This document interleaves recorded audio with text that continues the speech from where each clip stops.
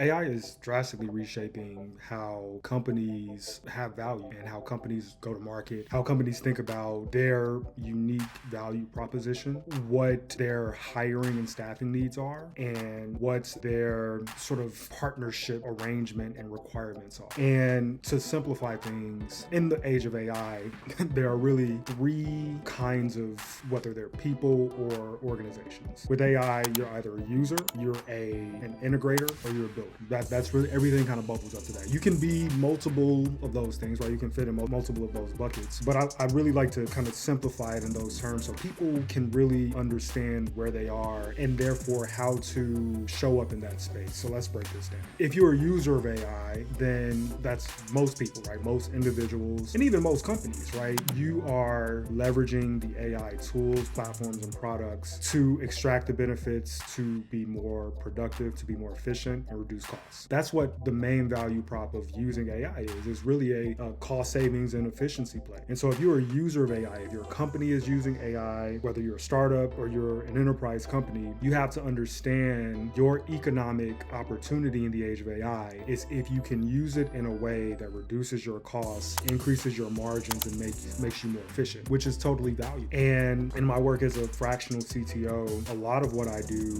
is helping companies figure out how to use AI. And it's not as simple as just going to ChatGPT. It's not as simple as going to Claude or Gemini and entering some prompts. You have to be very intentional about the way you use AI, especially at scale in a company, and you systematize. So I do this work as a fractional CTO in helping companies think about how they can integrate AI into their workforce to use it for those benefits, to reduce costs, to improve margin, be more efficient, and make their employees more productive. At Blavity, that's one of the initiatives I lead, right? Like I did this idea of using AI to be more productive. It's probably the most common use case, and that is the economic opportunity. So the work for me in that is getting companies to understand in precise terms what is the economic return on investment for using AI, and how do you then introduce AI into your company and your operations in a way that is not disruptive but provides the value that you're trying to get. That's what users of AI can benefit from. The second bucket is integrating AI. You're an AI integrator, and this is for companies or startups or individuals who are taking AI technologies,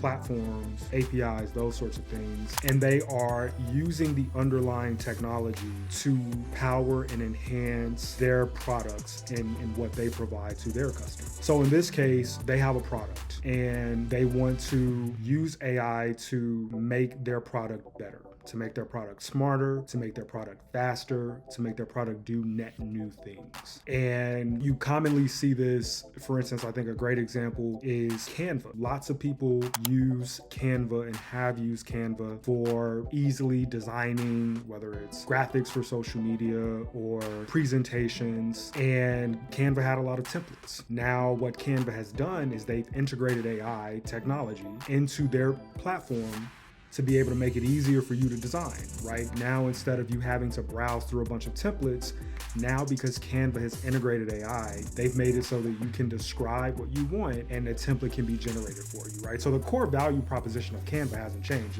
It's a platform where end users can go and quickly design things for any particular purpose, but they've integrated AI in a way to make that faster, right? And so again, I do this work as a fractional CTO. Also, Cinchappy, my other company, we do this work on a consulting basis as well at a large scale, where we go to companies and we go to them, and if they want to integrate AI, we help them do that. So we help them figure out what are the ways in which they think integrating AI into their products can make their products better. And that's an important question, right? You don't just want to like integrate AI for the sake of integrating AI, right? That's not cost effective. It's not really a smart strategy just to say you have AI. You really want to be very, very clear about how AI is going to help your users and therefore make your product stickier, make it have more value, or how it's going to attract new users, how it's going to allow you to ultimately grow your revenue from your user base. Because integrating AI is not trivial from a time perspective, but it's also not trivial from a cost perspective. So you really, really want to be clear about those things. And so we do this work to help them understand first the why you want to integrate AI, but then two, it's the how. There are so many AI technologies out there. There are so many models. There are so many providers. How do you make people understand, and how do you demystify that? How do you build these integrations in a way that are future-proofed? Because AI is advancing so rapidly and it's changing so quickly. So how do you do it in a way that is future-proofed so that if OpenAI drops a new model next week and you build something based on the model they had, the previous week, how do you sort of ensure that you can reap the benefits of the advancements without having to redo the integrations from scratch? So that's when you're an integrator with AI, that's how we think about that. And the economic value there, to be very, very clear, is if you're a company integrating AI, your economic value is going to be if AI makes your product better in such a way that it has more value to your users such that they are willing to pay more. I gave the example of Canva.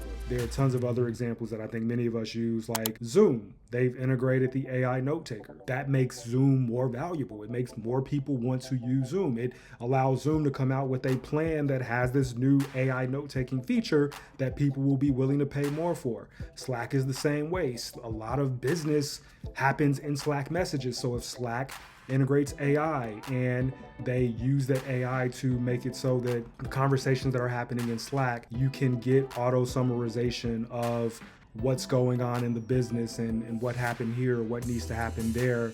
People find value in that. More people will want to use Slack. More people will be willing to pay more to use Slack than they were willing to pay without those features. So that's the value of integrating AI. So being an AI integrator, the value is your ability to use that AI to increase the value of your product. That's your economic opportunity. The third class is being a builder of AI. And this is what we're focused on with SynChat, right? In addition to helping companies integrate AI, we are building AI technology.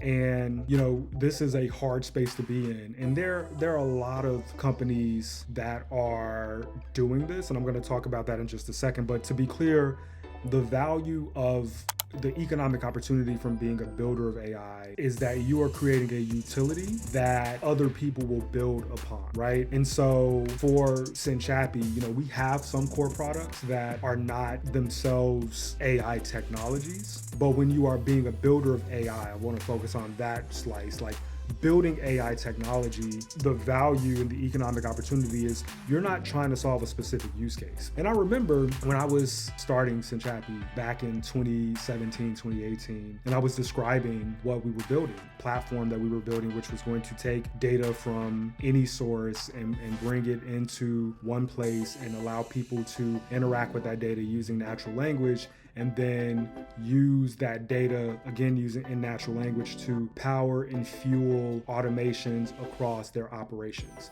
People would say, well, what's the use case? Like nearly every investor got caught up like, what's the use case? Like what industry, what vertical, what's the use case? And I'm like, it doesn't matter. It's agnostic. It is a utility. It's like electricity. It's like, it's like water. It's like, you don't ask what's the use case. It's anybody can benefit from it. And I say that that's a hard space to be in because it takes time.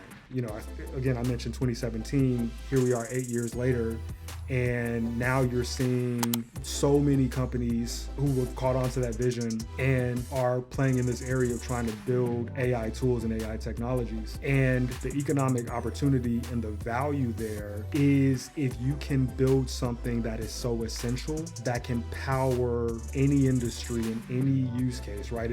That's not something that you can quickly monetize, but if you can monetize it over time, then the value, right, you're so plugged in that it's hard for people to move away from that because it is a utility in a sense.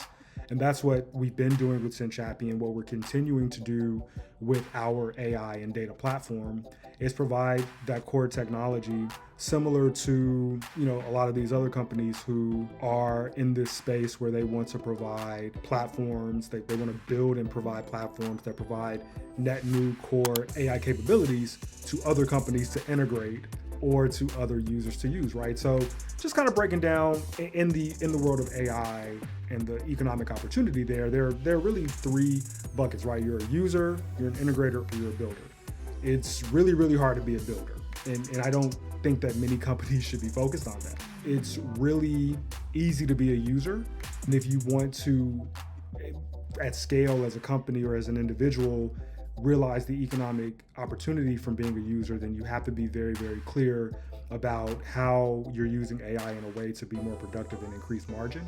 And then as an integrator, the economic opportunity there is, can you actually improve your own unique value proposition because AI is enabling you to do things in a way that will delight your users and make them willing to pay more, or make them more sticky, or make them use your product more. What is interesting, and I'm going to talk about this in another video, is that there are a lot of companies who think that they are builders, but they're actually integrators.